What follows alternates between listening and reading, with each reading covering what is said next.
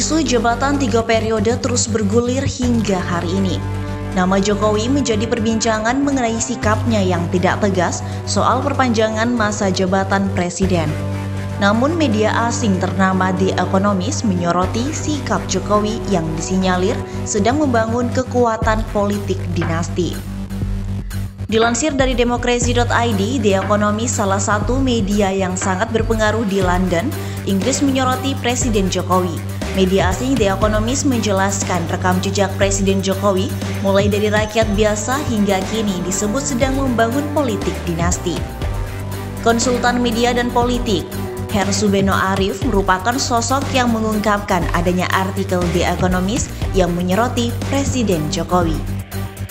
The Economist London, media yang sangat berpengaruh dan prestisius dan berbasis di Inggris, menurunkan berita menarik mengenai masa depan politik Jokowi, ujar Hersubeno Arif.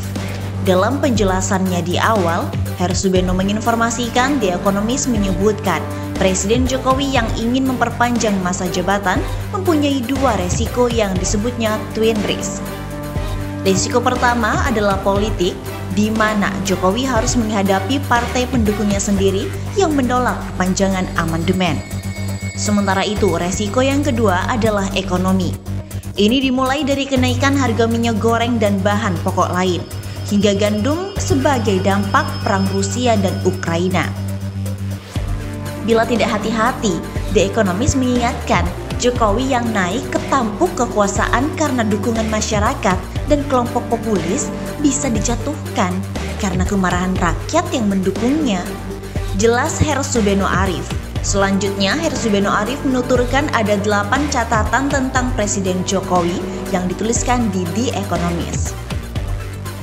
Jokowi adalah sosok populer yang melalui karirnya sebagai wali kota Solo, kemudian menjadi gubernur DKI dan kemudian melenggang menjadi presiden, kata Hersubeno Arif. Kedua, Jokowi adalah figur pertama yang menjadi presiden di Indonesia, bukan dari kalangan elit politik atau jenderal alias kalangan militer. Lanjut Hersubeno Arif. Selanjutnya, Jokowi juga dinilai bukan seorang yang berasal dari kalangan dekat Presiden Soeharto yang diktator. Namun, catatan keempat menunjukkan terjadi perubahan setelah Jokowi berkuasa.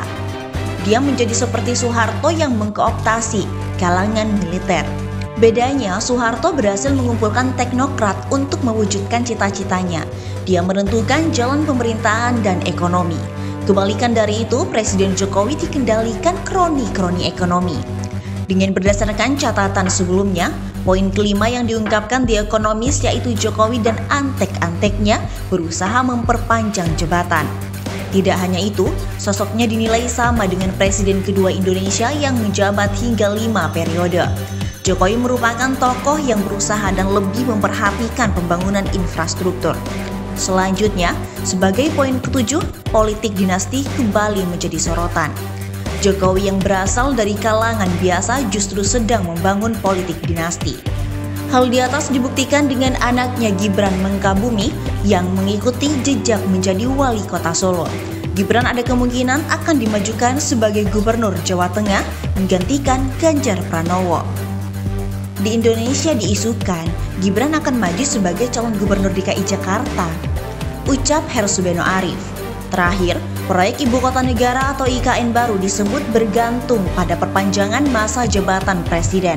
Sebagai penutup, Hersubeno Arif mengatakan tidak hanya kali ini The Economist menyoroti Jokowi. Bukan pertama kali The Economist mengkritisi pemerintahan Presiden Jokowi.